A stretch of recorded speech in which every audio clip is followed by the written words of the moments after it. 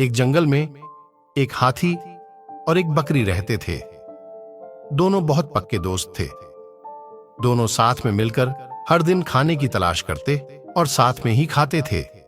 एक दिन दोनों खाने की तलाश में अपने जंगल से बहुत दूर निकल गए। वहां उन्हें एक तालाब दिखाई दिया। उसी तालाब के किनारे एक बेर का पेड़ था।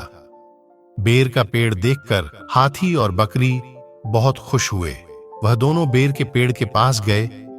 फिर हाथी ने अपनी सूंड से बेर के पेड़ को जोर से हिलाया और जमीन पर ढेर सारे पके हुए बेर गिरने लगे। बकरी जल्दी जल्दी गिरे हुए बेरों को इकट्ठा करने लगी। संयोगवश उसी बेर के पेड़ पर एक चिड़िया का घोंसला भी था, जिसमें चिड़िया का एक बच्चा सो रहा था और चिड़िया दाने की खोज में कहीं गई हुई थी। बेर का पेड़ जोर से हिलाने के कारण चिड़िया का बच्चा घोंसले से बाहर तालाब में गिर पड़ा और डूबने लगा।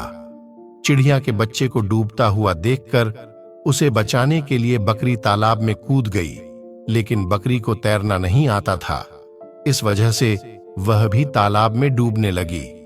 बकरी को डूबता हुआ देखकर हाथी भी तालाब में कूद गया और उसने चिड़िया के बच्चे और बकरी दोनों को डूबने से बचा लिया।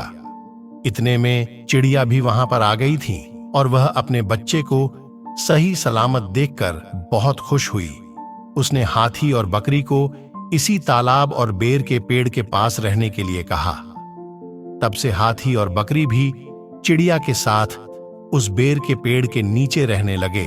कुछ ही दिनों में चिड़िया का बच्चा बड़ा हो गया। चिड़िया अपने बच्चे के साथ जंगल में घूम कर आती थी और हाथी और बकरी को जंगल में किस पेड़ पर फल लगे हैं इसकी जानकारी देती थी। इस तरह हाथी, बकरी और चिड़िया मजे में रहते और खाते पीते थे।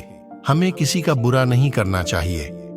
अगर हमारी गलती से किसी को परेशानी होती है तो उस गलती को सुधारना चाहिए और मनमुटाव दूर करते हुए एक दूसरे की मदद करनी चाहिए।